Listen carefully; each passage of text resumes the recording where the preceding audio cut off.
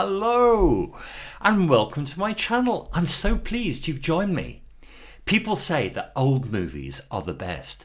In this session, here's a blast from the past. Well, here's a treat for you. This is a security video that I wrote and recorded for Microsoft in 2008. It was created to go on the British Airways in-flight entertainment channel, and it was featured in High Life magazine. Although old, it's a great introduction to network and cyber security. If your colleague or a friend needs an intro, it's a great starting point, which can lead to many interesting discussions on enhancing security. I know universities and organizations that have used it as an intro for students and employees. Leave a comment. Please let me know what you think. Oh, and don't forget to subscribe and ring that bell. Grab yourself some popcorn and sit back and enjoy the movie.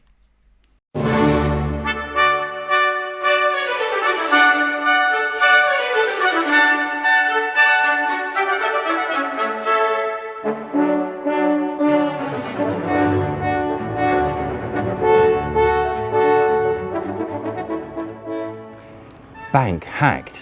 Doesn't that headline just fill you with fear? What's been lost this time? Maybe your personal identity information. Maybe my money. Cybercrime is all around us. In January 2007, a major retailer announced they had suffered a breach of their computer systems. It was estimated that information on over 46 million credit and debit cards was stolen. The retailer's potential liability from the computer intrusion was calculated at $118 million. The 2006 survey report by the Computer Security Institute and the San Francisco FBI Computer Intrusion Squad shows a staggering $52 million lost through computer crimes perpetrated against 313 companies that were willing and able to estimate loss. Extrapolate that figure worldwide and we're talking trillions of dollars. When talking about computer crime, we immediately blame security. But what is security? It's defense, and we've been defending ourselves since the beginning of time. If we take a closer look, we discover that modern-day IT security is built on ideas and principles that were established thousands of years ago and well documented by the Chinese general Sun Tzu in the 6th century BC. We'll discover from an expert historian how castles that defended our lands were built with multiple layers of security, providing defense in depth. Defense in depth has become the panacea of protection for today's IT systems. We'll see how long-established ideas combined with new technologies are shaping the way we think about IT security for the future.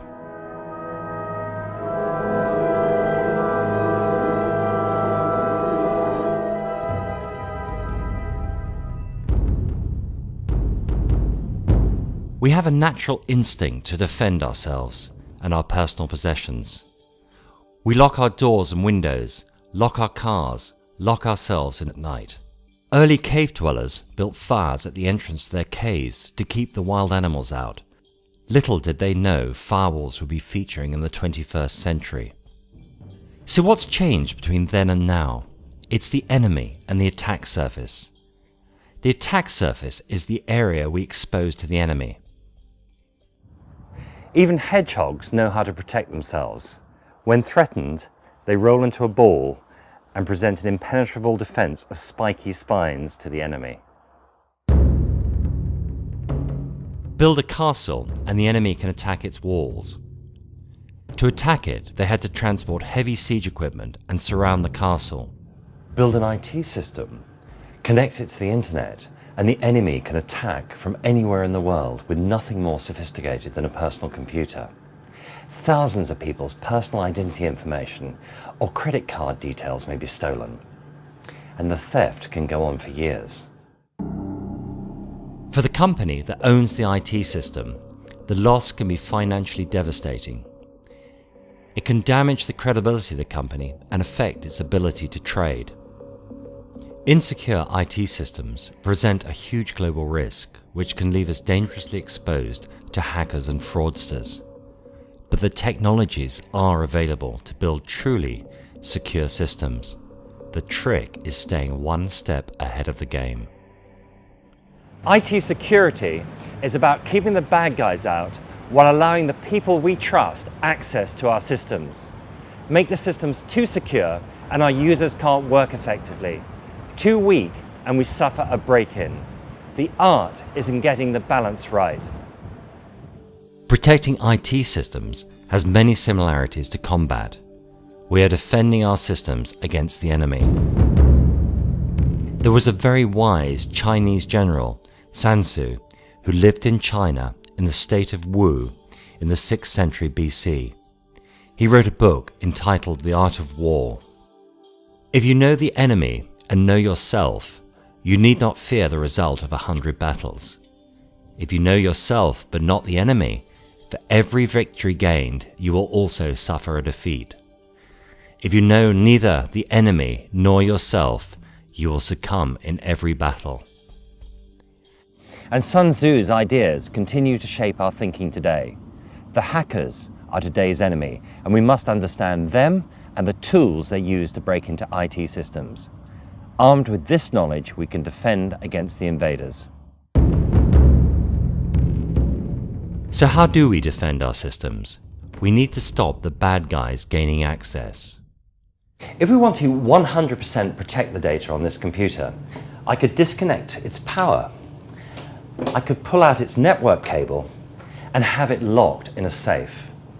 It would be 100% protected against any potential hackers. But how useless is that? What good is a system that is not available?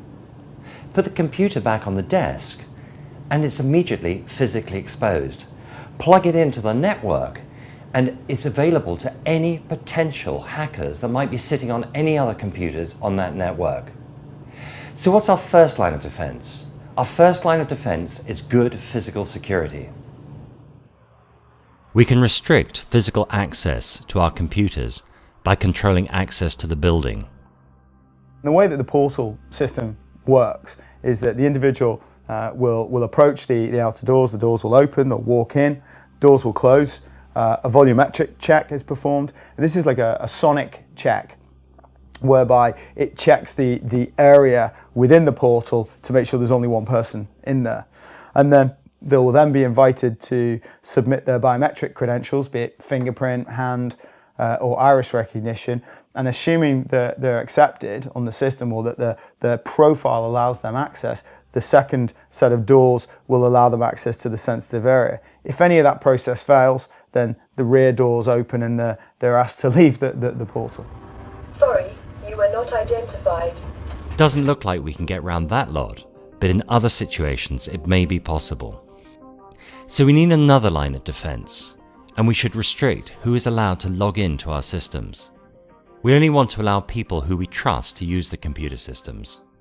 So how do we identify them? The most common way to log on is with a username and password.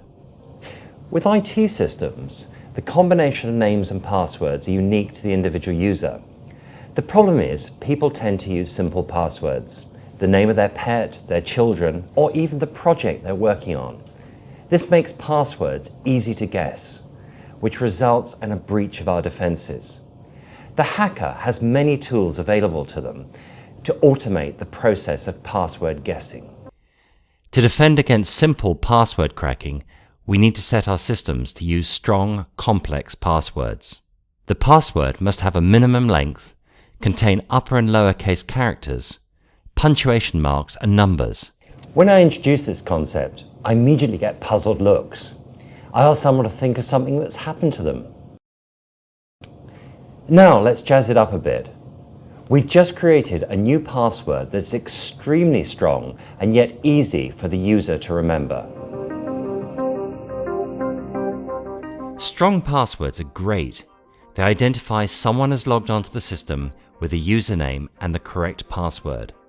But is it really Joe that logged in? Maybe his password's been stolen. Security can be strengthened by requiring the users to be in possession of a token that is unique to them. A smart card has a microchip in it that confirms the user's identity.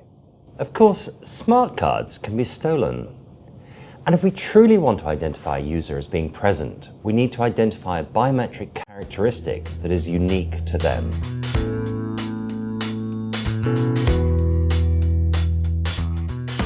Human Recognition Systems is a company that specializes in biometric identity. First of all, we have to capture some biometric detail from you. Then that gets processed through a mathematical algorithm, that's the complex bit, and then that gets turned into a very long telephone number, which effectively becomes your biometric template, as we call it. Hand geometry recognition, probably the oldest biometric technology in terms of commercial deployment. It's been around since about 1986. The technology actually measures the shape and width of your hands. It's not the most accurate technology, it can only be used for one-to-one, so verification, but it keeps on working every time. Iris recognition is probably the most recent entrant in terms of the commercially viable technologies. The great thing about the iris is, with the exception of colour, which we're not interested in, there's no genetic material in the eyeball. So it's the most unique feature on your body.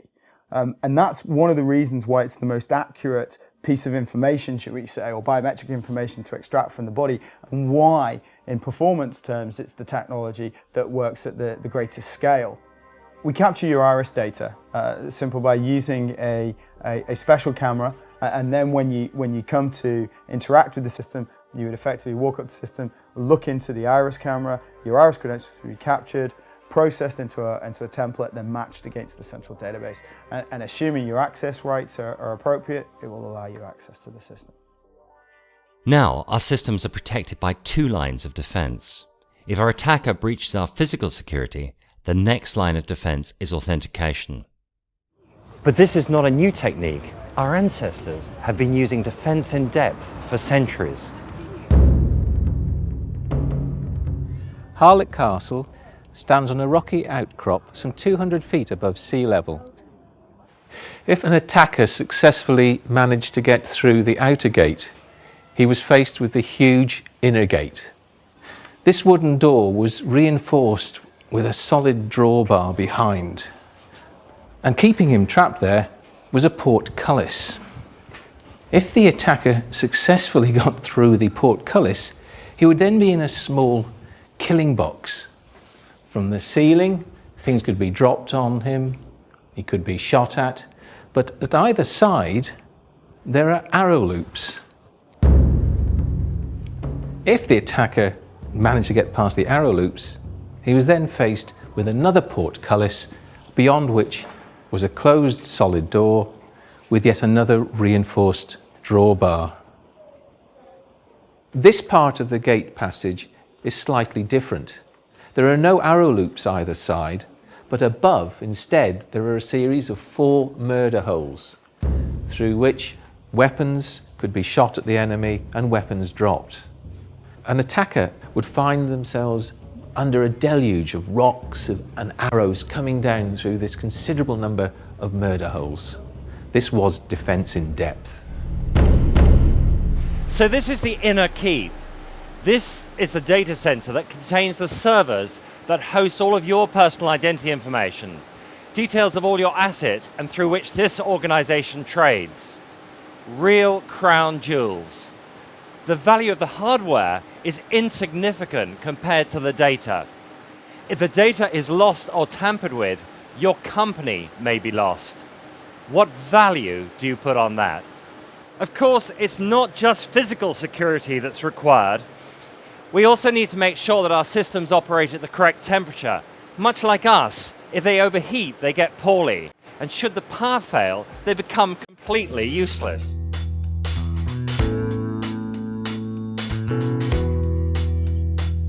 If an organization can't provide the correct environment for their systems, they can use the services of a company that specializes in hosting computer systems. I've just arrived at one of the hosting centres for the Telecity Group, based in London's Docklands.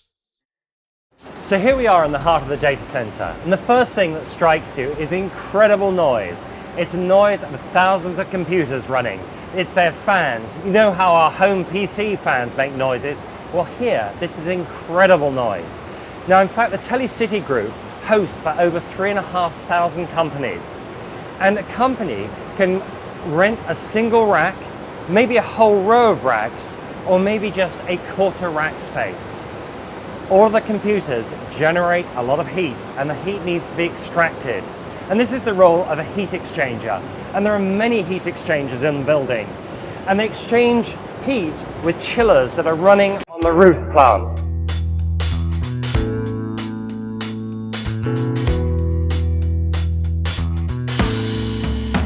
This place is an absolute labyrinth, really easy to get lost. And all of these computers are hungry for power. In fact, this is where the electricity comes onto the floor of the data center.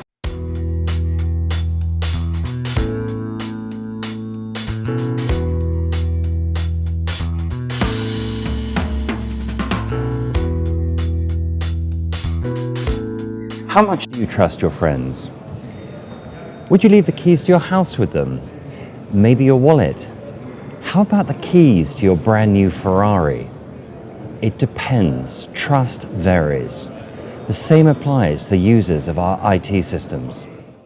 If one of your own users perpetrates an attack, they will be restricted to the access that's been defined for their level of trust. The level of trust in techie speak is known as privilege. One of the primary goals of a hacker is to elevate their privilege within the system. The ultimate goal being that of system administrator. This elevation of privilege attack can allow the hacker access to anything. So how do hackers attack the systems? Over the network, or by misleading a user to disclose their password or carry an attack into the company. Let's watch Joe arrive at work. He sees some complimentary USB memory sticks and instinctively picks one up. So now Joe logs on and he's authenticated onto the corporate network.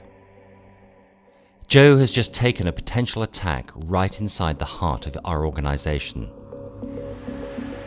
Hackers' code can only enter our systems through an input device. Computers have many input devices such as keyboards, mouse, DVD drives, USB ports, and the network interface. Once our systems are physically secure, a hacker can only attack through an open port. The attack Joe innocently triggered with the USB memory stick would have failed if the USB port had been disabled. To reduce the attack surface for a computer, we close off all unnecessary ports, one of the roles performed by a firewall. The network doesn't just consist of a single input port. Think of the computer's network interface as the computer's telephone exchange. Different parts of the operating system and applications are listening at different extensions. As with telephone systems, each network port has a different extension number. If we have an input device enabled, there's always a possibility that evil code can enter our systems.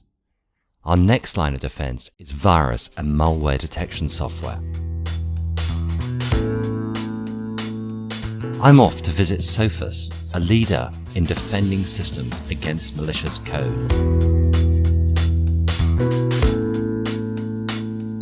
Wow, what an amazing building. It looks like a 21st century castle.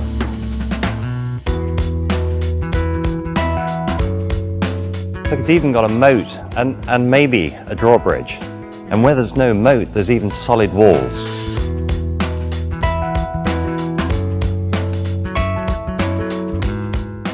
There's about 250,000 pieces of malware that we're currently detecting, and that grows by about 8,000 each month. So it's pretty significant. And there's a lot of people, which we call script kiddies, that actually steal existing malware and tweak it to change it just slightly. The point of doing that is to try and get through maybe antivirus software that can detect the main one, but not actually detect the new kind. So they'll just change it slightly to try and bypass through security. We hear this term quite often, zero-day attack. Can you clarify what a zero-day attack is? Well, a zero-day attack is an exploit that takes advantages of flaws inside operating systems or applications such as browsers, presentation, software, that sort of thing. And so it's coming out before there's a fix for it. Exactly. So there's no fix available yet, and in fact what it will try and do is attack your machine so that you can actually prevent it. Now there's lots of software available that can help basically put hurdles in front of this. So if you have things like firewalls and intrusion prevention systems and all these kind of different things that can actually be hurdles to help protect you against these attacks until a patch is available. Okay, so this is our defense in depth, so putting multiple layers of defense in. That's right. Okay. Can you tell me a little bit about how antivirus, or if you like, anti-malware software actually works? Well, historically, what used to happen is you would get a wind of a threat, and an analyst would look at this and take it all apart and look for a way to find something unique inside that code that it could then identify it. Now, as every user knows, you have to identify that particular virus, not a clean file, and say it's a virus. That's called a false positive, and that's not good.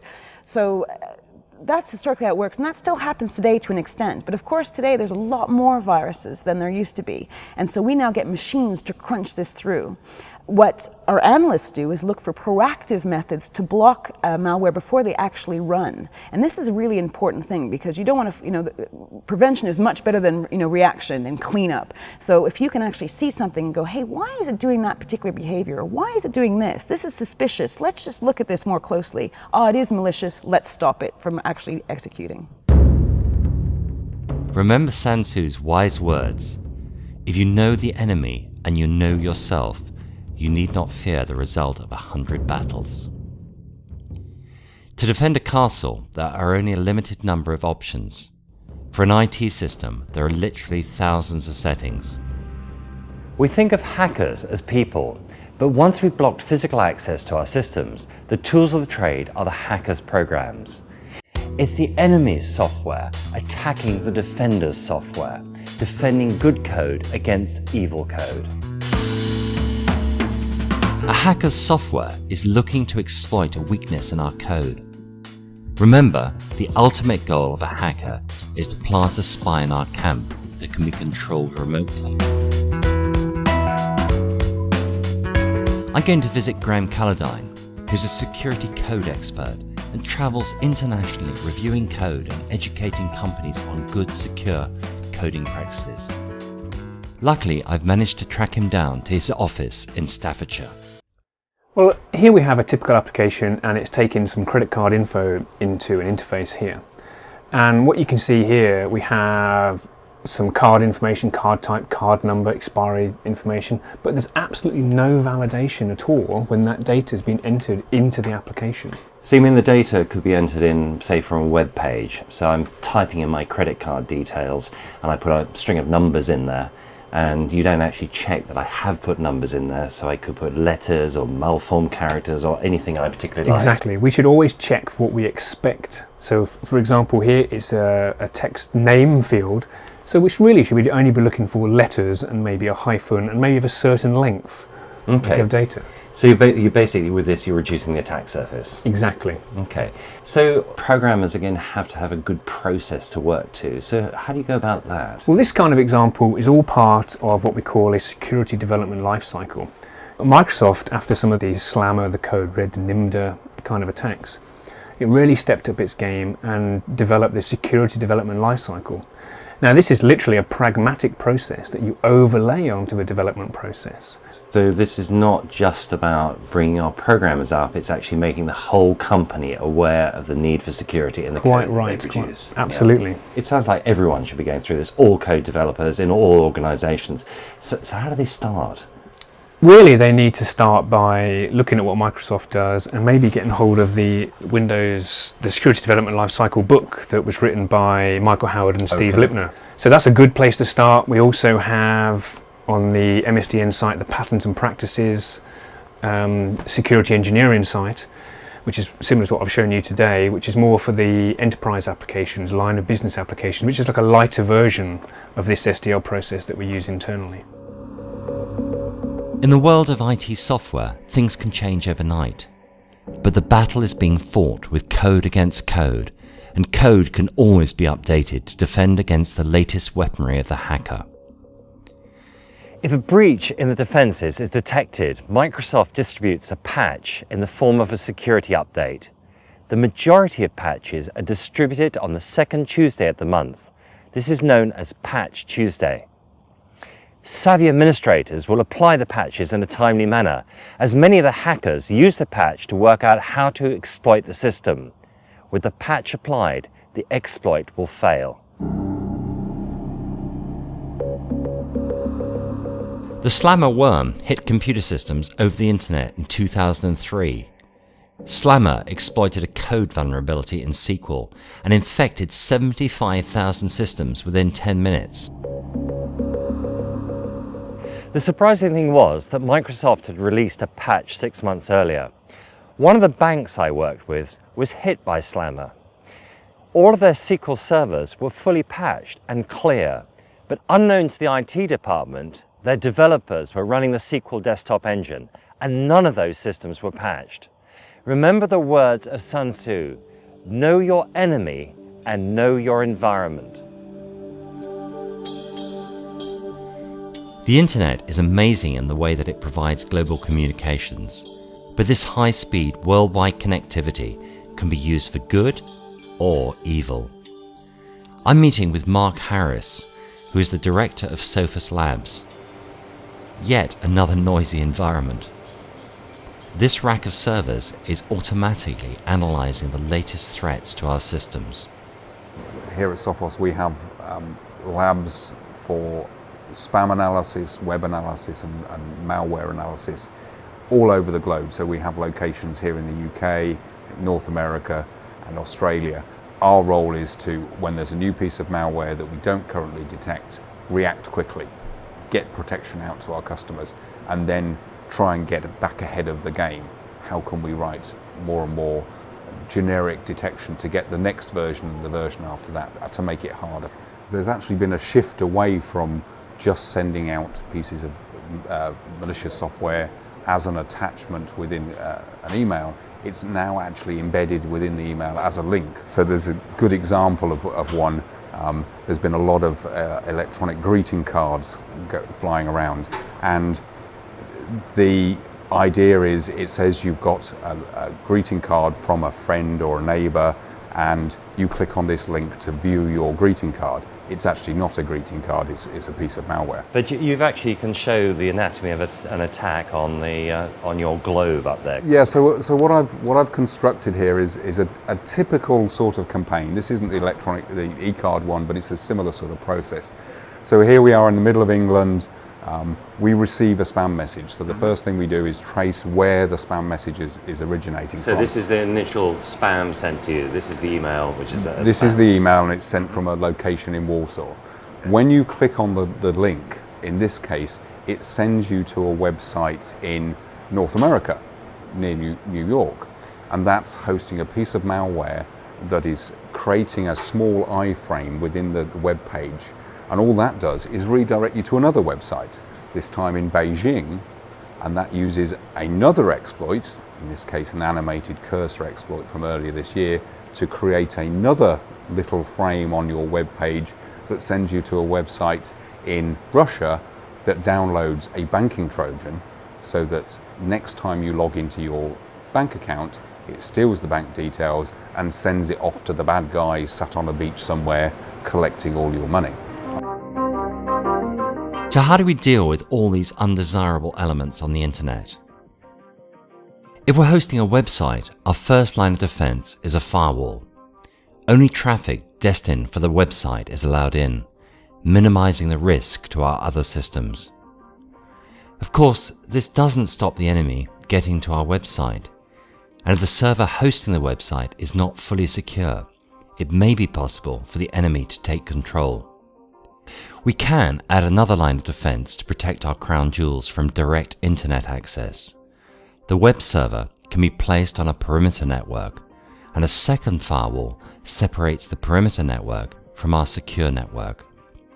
The perimeter network is sometimes referred to as the DMZ, yet another term from military history. To add additional lines of defense, there are many technologies that can be used to analyze network traffic and look for malicious activity. One such technology is intrusion detection systems, or IDS. I'm meeting up with Andy Cuff, who is a network security specialist. In order for two computers to talk to each other, they've got communication protocols. So they've got specific rules in how they talk to each other. Now, generally speaking, in order to break into a computer, this isn't always the case, but you would step outside those rules and cause the remote computer to hiccup and allow you to get in. So an intrusion detection system may actually look at those rules, and as soon as you step outside those rules, it will alert and say there's an anomaly on that particular network. There are also known profiles of particular attacks. So going back to the castle scenario, if someone approaches the castle with a bow, then there's a good chance that they're going to be a dodgy character that you maybe want to sort out. And it's the same on the networking side. There are specific character sets and command strings that would indicate that something is occurring. Okay, so how are we meant to respond to this?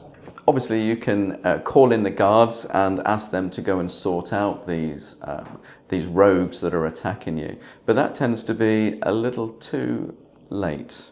Therefore, more recently, they've started to introduce intrusion prevention systems, which takes basically the IDS to the next step, and it will actually block the traffic as it sees it. So as these events start to occur, it will stop it in its tracks effectively. And it will also alert the guards as well that it's seen that.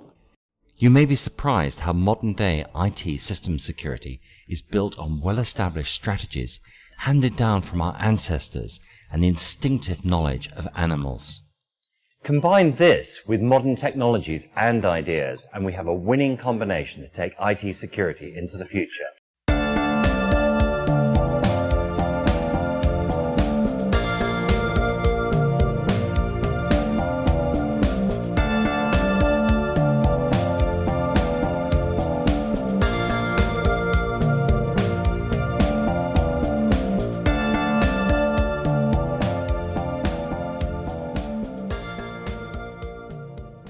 Thanks for watching my channel. Subscribe for more free training. You might like to join me for my Identity Masterclass. Hopefully, see you soon.